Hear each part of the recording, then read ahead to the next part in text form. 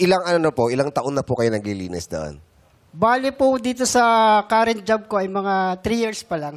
3 years pa lang. Di ba sa mga eskwelahan daw, uso daw yung may mga nagpaparamdam din. May mga ganun din eh. Doon ba sa... Nagpaparamdam na Hindi, tao? parang mga mumu daw. Mumu? Di ba, Baka mga- sa eskwela, baka sa simbahan. Baka mga nagkakating classes lang yun.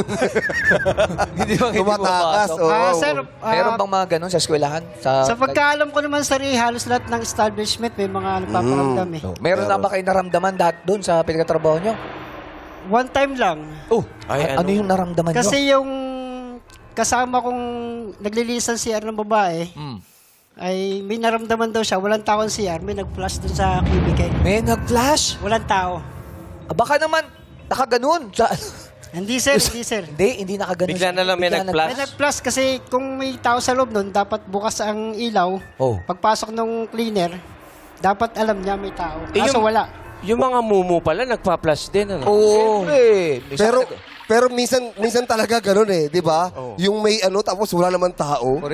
Tama sir, tama. Yung magugulat ka pagbukas mo ng pinto, ay, wala naman tao. Yes.